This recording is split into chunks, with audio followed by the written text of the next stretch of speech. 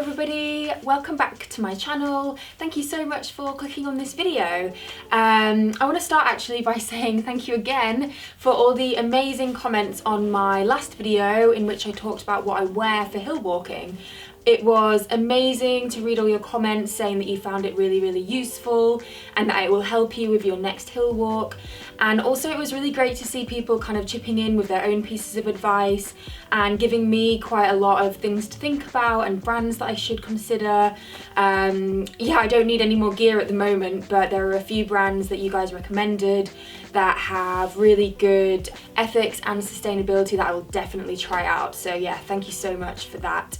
And this video today is kind of a follow-on from that video, and I'm going to talk about what I pack in my rucksack when I go hill walking. As I mentioned in the last video, for this video I'm kind of talking about autumn winter hill walking where you kind of have to be prepared for every eventuality. It's probably going to rain a little bit, it might be really windy on the summit, it might be mild in the valley but freezing on the hilltop.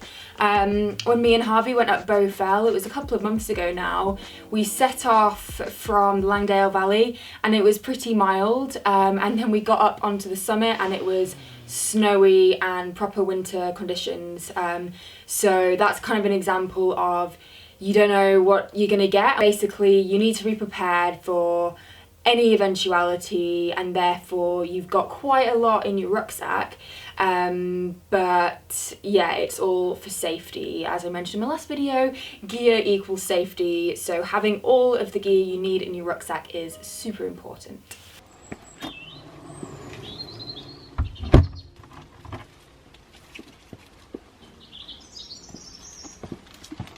So I mentioned at the end of the last video a little bit about what backpack I use when I go out hill walking, but I thought I would just talk about that a little bit more again and maybe go into a little bit more detail as well. So the backpack I use is the Patagonia Ascensionist pack, and this is the 40 litre version. I actually started off with a 30 litre and then realised it was too small for what I wanted it for, so I swapped it for the 40 litre. And what I use this for, well, I use it for a lot more than just hill walking, and I actually bought it as an alpine pack because I was going to the Alps on my first summer season in the Alps, and me and Harvey had some mountain bivvies planned, so I needed to be carrying climbing gear, overnight gear, a bivvy, a sleeping bag, food, so quite a lot of stuff, and that's when I realised that the 30 litre was a bit too small for me. I had to have my helmet and a rope on the outside of the pack, which is kind of annoying. I like having everything inside, especially when climbing. So I bought this pack for alpine. I also use it for, used it for an overnight wild camp, the first video I made when I went wild camping in Wales.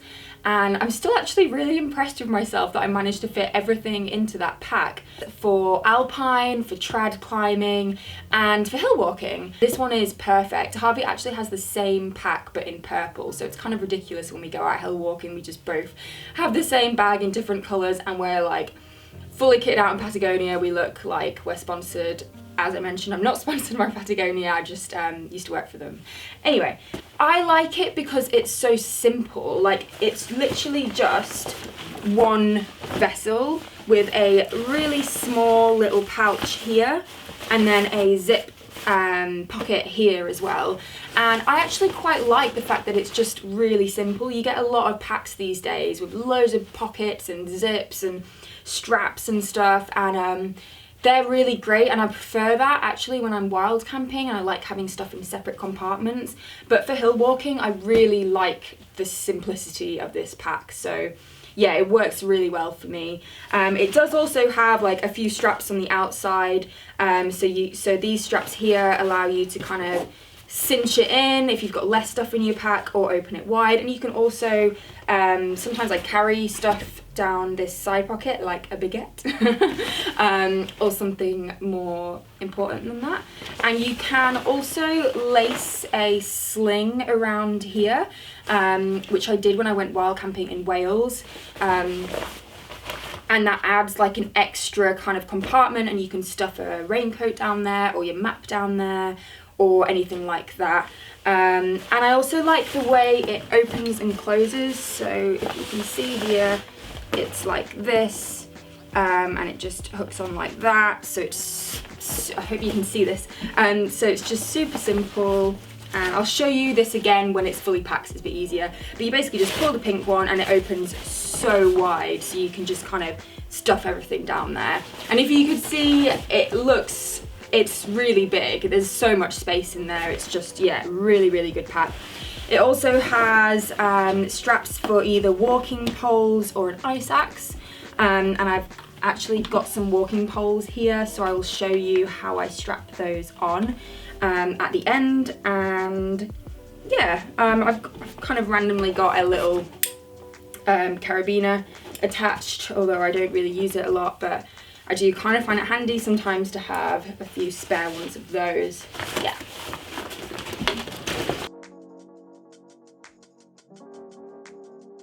Okay, so I'm going to start off at the very bottom of my pack. First of all, I'll just mention that the order in which you pack your backpack, I mean, it's kind of based on your personal experiences and what works for you, but in general, I'd say it's like the stuff that you're likely to use the least you'll put at the bottom, the stuff that you need handy you have at the top, because you don't want to have to be stopping on the hill in high winds and looking for your raincoat, for example.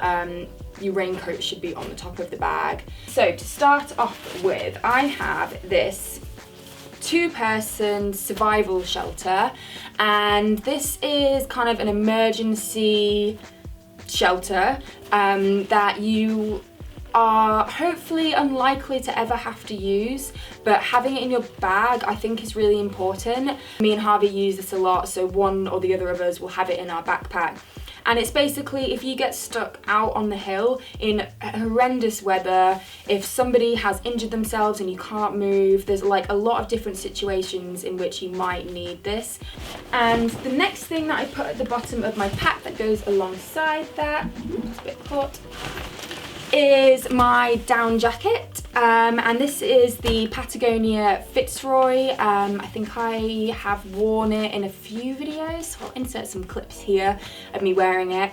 It is a down jacket, and although I said in my last video that I prefer synthetic for the UK, I use it in the UK as an emergency jacket, so that's why again it's in the bottom of my pack. It's for a situation in which I'm stuck on the hill, I can't get off, someone's injured, it's really bad weather, then I'll put this jacket on and I'll probably get into my emergency survival shelter. I can put my raincoat over the top of this as well because my raincoat is quite big. So if I did have to walk, I mean, in an emergency situation, I don't think you'll be worrying too much about getting your down jacket wet, although it won't keep you as warm, but yeah, this is just what I've got. This is a really, really warm down jacket by Patagonia. It is much warmer than like a normal down jacket, like I have a normal Patagonia down jacket as well. The Fitzroy is kind of a level up from that. In fact, I will open it up and show you, although it will be kind of compressed. So just have a look. As you can kind of probably see, it's pretty big, it's very warm, it is very good in very cold situations, so yeah. And it packs down really small and is super light as well. So I would recommend having some warm jacket in the bottom of your pack for emergency situations. So that gets packed next to my survival shelter, and I'll just kind of like arrange that in some way. So when everything goes in, it gets arranged a little bit better. Okay, so the next thing I'm going to talk about is spare clothing, spare warm clothing or waterproof clothing. Obviously I've got the down jacket in there, and I also have this little, or rather actually big dry bag full of spare clothes. And this is obviously, it's weather forecast dependent. I might not bring all of this, but if I really am going on a real big hill walk and the weather is just looking a little bit like it doesn't know what it's doing and I don't know what it's doing, then this is probably like the maximum amount of spare clothing I'll bring, and I'll show you what's inside. So I really like having things in dry bags like this, or zip bags or anything, because it just keeps my bag nice and organized, and I can be like, okay, I need my hat. I'll just pull this out and open it up. It's also waterproof as well, so it just keeps everything nice and dry inside my pack. So in here I've got a spare base layer here, and this is just a Helly Hansen fairly cheap base layer. And I often bring a spare base layer because if for some reason you are sweating a lot or your base layer gets wet, it can be really uncomfortable, and it can also be quite dangerous because that is at your core, and if your core is getting cold, your body temperature can just drop. So if for whatever reason your base layer gets wet, it's worth having or swapping base layers. And I know actually quite a few people swap their base layer when they're doing things like winter climbing. So they'll walk in one base layer, they'll get to the bottom of the climb, and then they'll swap into another base layer, because this really does keep you super warm. So yeah, I often have one of these in my bag. The next thing is spare socks. Again, you might step in a bog, and often your boots might stay dry, but if you go so deep that your socks get wet, it can be really uncomfortable. So yeah, it's maybe worth just chucking in a spare pair of socks now and again. So I have some of those. Next up, I have some waterproof trousers. I chatted about these trousers in the other video, and these are the Patagonia galvanized pants. As I mentioned in the other video, I usually wear these, like I'll usually set off wearing these if I think the weather is gonna be rainy. And the next thing, I have a buff. Again, I might be setting off wearing this, but I often do pack a spare buff just to keep my like chest, neck, and the bottom of my face nice and warm. It could be that when I get to the summit I put a buff on and it just keeps you nice and cozy. And then here I've got a woolly hat, and this again is kind of like, I don't want to say emergency, but I guess like I wear that headband quite a lot, and I like hiking in my headband because it keeps me warm, but it also allows my head to breathe when I'm being active. A woolly hat I think is just for if I'm really cold, I might get to the summit and it's friggin' freezing and I'm like, I'm gonna put my hat on. Or if I do have to use my big down jacket and my emergency survival shelter, keeping your head warm is super important. If you're cold, you lose most of your heat out of your hands, your feet, and your head, so your extremities. And the last thing is a spare pair of gloves. So I'm kind of imagining that I'm setting off wearing my nice big warm cozy gloves, but it could be the other way around. So these are a thin glove, which I mentioned in the last video, just like little thin North Face gloves. So depending on the weather forecast in the valley or how cold I am when I set off, I'll either set off wearing big mountain gloves, or I'll set off wearing thinner gloves, and the other pair of gloves will be packed in my little pouch. Cool. Trying not to get like all the air trapped in these dry bags. Sweet. And this is a Sea to Summit. It's a 8 litre dry bag. It's maybe a little bit too big, but it doesn't really matter. Cool. So next up in my pack, I'm actually gonna talk about something that may not be relevant to a lot of you, but I'm gonna talk about my camera gear because that's probably what I have next in my pack, kind of right in the middle of my pack, because I use it quite a lot, but it's not like a necessity. So I have my necessities at the top, my emergency kind of spare gear at the bottom, and in the middle my camera gear. So I'll show you kind of what camera gear I take into the hills. If this doesn't interest you, you can just skip forward a little bit. This is kind of my little camera insert, I guess. And I have like this, just like a climbing sling attached to it for if I did want to have it over my shoulder. And this is just a Manfrotto case. And I'll show you what camera gear I have. So the camera that I use is a Canon 60 Mark 1, and I love it. I got it a couple of years ago now, and It's kind of the little sister of the 5D, which is what most professional photographers use. When I got it, I was just kind of getting into photography, and I'd been borrowing my older sister's old 5D Mark II, and I was loving it. So I decided to get my own camera, and I got the 6D. Because it's a little bit lighter, much cheaper, and I think a little bit more rugged as well than the 5D. This lens is a 35mm 1.4, so that's kind of a really nice landscape lens with a really low aperture, so you can get that really nice bokeh effect. And this is my favourite lens at the moment for everything. I'm kind of obsessed with this lens. But alternatively, I have this super tiny little pancake lens here. Is so small, and this is a 40mm pancake lens, which I use quite often if photography isn't really my main priority when going hill walking, and if I don't want to be carrying a lot of weight in this heavy lens, I will just take this lens into the hills with me. And then I also have this little I have this little pouch here, and it has a couple of spare batteries and some spare memory cards. Oh, I might actually also mention quickly, this camera strap I have here is by Topo Designs. I think a few people have asked me about it.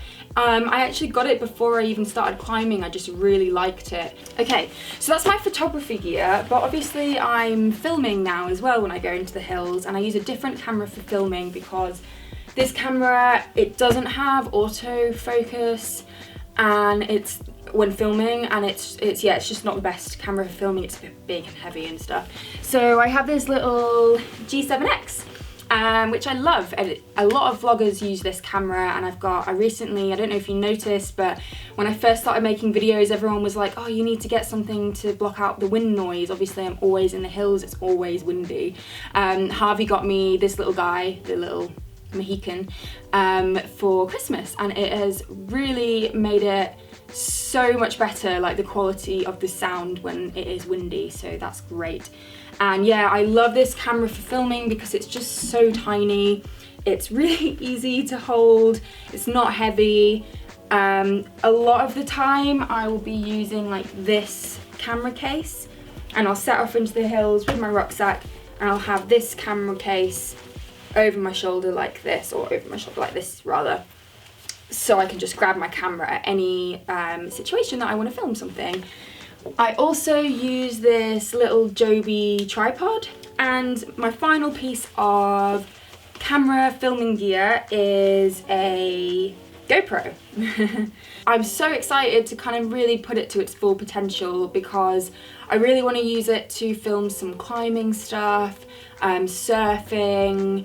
I've used it a little bit on really rainy days in the hills when I don't really want to leave my camera out if I'm filming like a longer clip. But yeah, I haven't used it to its full potential yet, but I think this will really help step up my filming game, so I'm super excited about that. Okay, so we're getting to kind of the final few little bits and bobs that will go into my pack. And the next thing I'm going to talk about is this little pouch I have, which is really important, and that's why it is higher up in my pack. And this is it's another kind of emergency gear thing, but it's more likely that I will need to access this stuff, and if I do need to access it, I might need to access it a little bit quicker. So I have it a bit higher up in my pack. I actually might kind of push it down the front a little bit here to fill this dead space. But yeah, I'll show you what is here. So first of all, a head torch. It's really important to take a head torch into the hills if you're going out for a long day, because you just don't know if you're going to get stuck out. Actually, I think when you do your mountain leader award, they tell you that you should carry 2 head torches just in case one goes wrong or one breaks or whatever. But I just have 1. I think Harvey's got like 5. We always finding head torches everywhere. But this is mine. It's the Petzl Actik or Actik. It's really good, really like it. I also actually should be packing these in here. but I have spare batteries as well. So I've got 4 spare batteries, which I'll just chuck in there as well. I also have a first aid kit in here. This is actually Harvey's as well, but it's better than mine. I'll show you what mine looks like at the moment. I just have a little sandwich bag with some plasters, paracetamol, antiseptic, a bandage. Mine is pretty simple, but when Harvey and I are going out into the hills together, we always take this. So we just have one between us. Sometimes I bring mine as well, just in case, but so we each have one in our packs, but yeah, this will suffice having one between you. You can buy this whole thing from loads of outdoor stores, and you can get different types as well. Harvey has gone for one called the Pro, and I don't know why that is, but I'll ask him. And inside it is in a waterproof bag, which is really handy. And it's just got things like a bandage, some sun cream, it's got like plasters, plaster tape, loads of blister plasters, antiseptic, yeah, lots of things for if someone falls and cuts themselves, or you get blisters and you just can't walk, or yeah, lots of different scenarios that you might need this. It's definitely worth taking a first aid kit into the hills with you and knowing how to use to do basic first aid. I mean, I think everybody kind of knows how to do basic first aid. So I also have these hot hands hand warmers, and I very rarely use them, but quite a few of my friends recently have been like, oh my god, I used them for the first time when they changed everything. And I have a mountain whistle as well, which I've never had to use. I'm actually kind of scared of using it because I don't know how loud it is.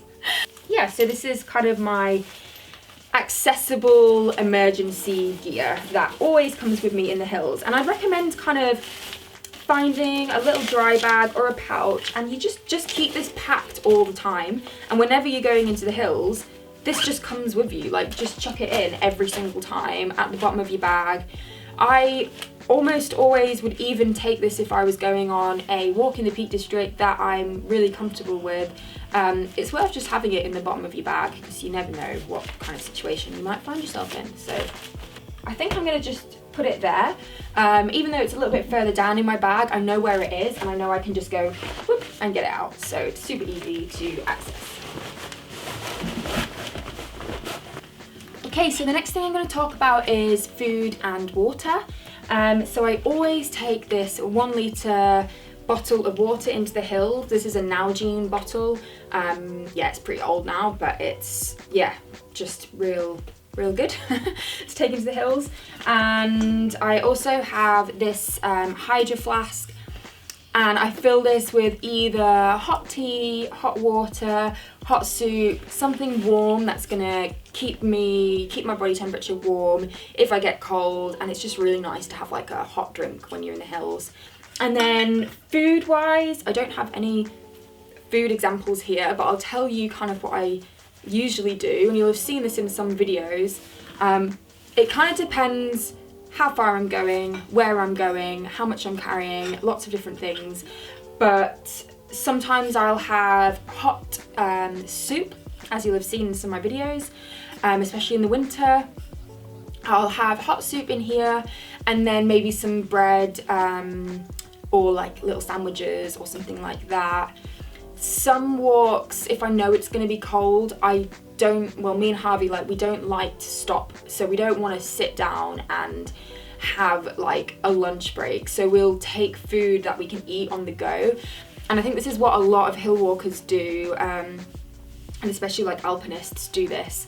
You don't sit down on the glacier or in really horrible conditions on a hill and eat lunch. You tend to just have stuff easily accessible that you can just nibble at as you go. So the kind of things that I like to have are nuts and like chocolate raisins. So I almost always have like a little Ziploc bag with nuts and chocolate raisins, and I'll have that easily accessible in my pack. Also cereal bars, so I have some cereal bars packed in here, which I'll show you. In fact, I'll show you now. So I have a couple of energy bars from Outdoor Provisions here, which I'm really loving at the moment. So they're a new brand. This is compostable packaging. They're really delicious and they're inspired by UK national parks as well. So yeah, these guys are really cool. And I'm actually organising a group walk with them at the end of March, so watch this space. I will be talking about that soon. But yeah, these kind of are coming with me in my pack. Okay, so these will be packed in the top of my pack, and I'll put that one there, and then this one, just make sure it's tight, and it'll probably lay it down there. And then my other food will be kind of in and around here. And there's actually quite a lot of space in this top bit, but that's really important because I am probably going to be delayering and relayering a lot. So all the layers that I'm delayering will be going in here and then relayering. So I might take my raincoat off, I might take my insulation off. You always want to have a bit of extra space there for that. So I mentioned that I have a couple of little energy bars in here, and I'll show you what else I have in this little dry bag pouch. I have a portable phone charger and my phone wire, and that's because I've got an iPhone and the battery life is so terrible. I kind of have this as like emergency backup just in case I really need to use my phone. I also have my compass, and this is a Silva compass, and yeah, some people might want to have this in their pocket as well, but I just kind of have it packed in the top of my pack until I need it, and then I might keep it out as well.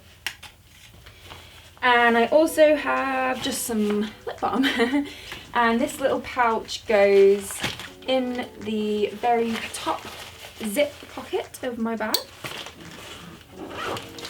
so it's nice and easy to access.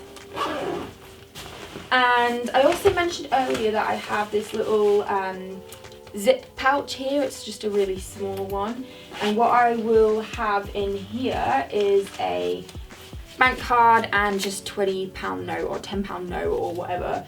And yeah, that might seem strange. It's like, why do you need a bank card when you're going in the hills? But you never know what might happen. You might have to descend and end up in a different village or town and need to buy a train ticket to get back to where you started, or need a taxi, or need a hotel, or you know, you just don't know. So I always kind of tend to just bring my bank card just in case, and a little bit of money. So yeah, that is my backpack actually packed. Oh, hello Oslo. I'm not sure if you can see him, but he's sat there.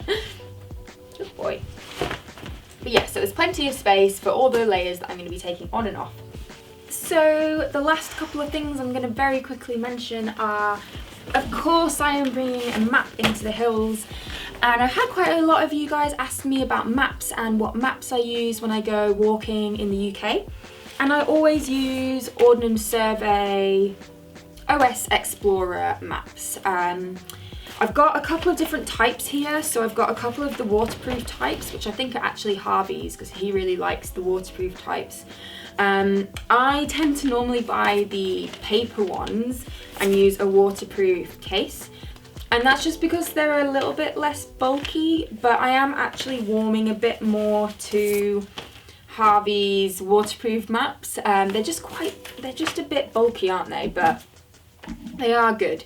So yeah, basically I have, you might have seen on Instagram, I have a map box full of maps that are a combination of me and Harvey's, some that belong to my dad and my grandpa, my granddad, some of them are really old. We've got lots of maps, and I love maps. So yeah, so I use the OS Explorer maps, and before heading into the hills, I'll make sure that the area in which I'm walking is folded so I can see it. So for example, I'm just gonna, so pretending that I am walking in this area here, I'll make sure that my map is folded like that, and I will either have my map, depending on the beginning of the route and how comfortable I am with starting out the route, it will either be in my hand, it might be tucked into the waist strap of my bag, so it's just tucked here and I can just be like, okay, check. Or it'll be packed into my bag. So it kind of depends on how comfortable I am with the route, and there'll be points in the walk where I'll get the map out, I'll put it away if I know where I'm going for a bit, yeah, that kind of thing. Cool, last things. I always take a watch into the hills, and depending on how many layers I'm wearing, if I'm wearing too many layers and gloves that it's just gonna be pointless to have it in my wrist, I sometimes will strap it to my backpack here, so you can just check what time it is. Yeah, this is not a pro watch or anything. Harvey's got one of the big Sunto watches.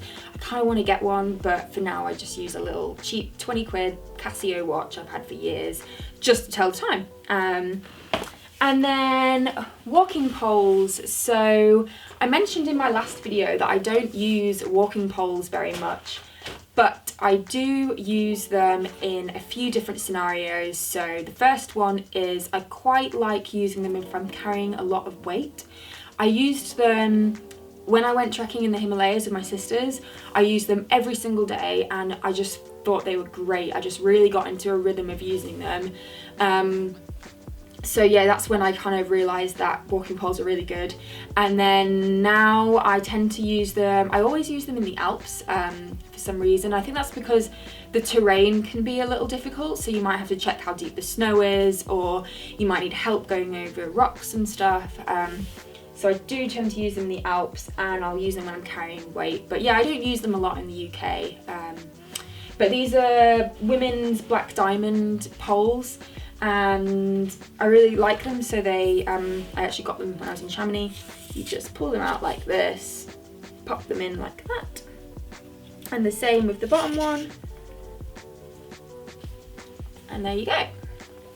And these actually attach onto the front of my backpack by just sliding down into this elastic there, and then Velcro straps there. Cool. So that's me ready to go into the hills then. So I've got my backpack, my poles ready. I've got my little filming camera bag, which I will strap onto the outside of me, and I've got my map. Not all of these maps, I've got one map, which I will keep handy, and I've got a watch, which I'm going to strap onto the front of my backpack. And yeah, I'm ready to go on a hill walk. And now I really want to go on a hill walk, but I'm not going on one today, but next week definitely. So yeah, I hope that you found this video useful. It's great to get your feedback on the kind of things that you'd be packing, if there's anything you'd do differently, if there's anything that you think I definitely need in my pack, or you think I definitely don't need in my pack. Obviously this is all a personal kind of experience and personal opinion, so yeah, everyone's different, everyone likes different things. This works really well for me, and I'm really comfortable with this setup now. So yeah, thank you so much for watching this video. I'm gonna continue making these kind of like they're kind of like tips and tricks and skills videos. So me and Harvey are definitely going to film a video together where we talk about route planning, and then one where we talk about navigation skills. I really want to improve my navigation a bit as well, so we might make a video where we go out into the hills and we do some practice as well, so you can see that process. I just want to end this video by telling you that I recently started a Patreon community, and Patreon, if you don't know, is a platform that allows creators on YouTube or wherever they create to gain some financial support directly from their followers or subscribers. And I think this will work really well for me because I want to give you guys the content that you want rather than feeling dependent on brands to make a little bit of money out of YouTube. It also means that I get to use the music that I want in my videos without having to rely on adverts or anything like that. And obviously I make these videos because I love it so much, and I will continue to make these videos even if I wasn't earning any money from it. But obviously financial support just allows me to make more videos more often, and it helps to cover the costs of things like fuel to get to the places that I go to film, and also like different services that I use for photo and video editing, and my blog, and yeah, so all of that basically. But kept things nice and simple, and it's just, for my Patreon, it is just a £4 monthly fee, which equates to roughly £1 per video, because I try and get one video up every week. And yeah, there's absolutely no pressure at all to sign up. I don't want you to feel like you're missing out if you are not able to or you don't want to. That's completely fine. But yeah, if you do feel like you want to, then I'm super appreciative, and you get access to a Patreon only feed in which I'm going to be asking for you guys advice on what you want me to film, any questions you want answered in particular videos, and some behind the scenes stuff. So you get like a little bit out of it as well, and it's also like a community where I can chat to you guys directly, so I think it will be really nice. But yeah, it's just at the moment I just have that one tier. I might expand it at another point, but I'm just keeping it nice and simple for now. And yeah, thank you in advance if you do support me, but yeah, no worries at all if not. So I'll stop rambling now, and I hope you all have had a great weekend and enjoyed your time in the hills. I'm really excited because next week I'm going to the Lake District for a few days. I'm taking my last few days of annual leave, and I'm gonna head into the hills and yeah, see what I get up to. I don't know yet. It's all kind of up in the air. But yeah, thank you again for watching, and I'll see you guys next time. Good boy. Yeah, here he is. Oslo's been watching this video the whole time, haven't you? Yeah, yes you have. You love it. You love it when I mention walks all the time.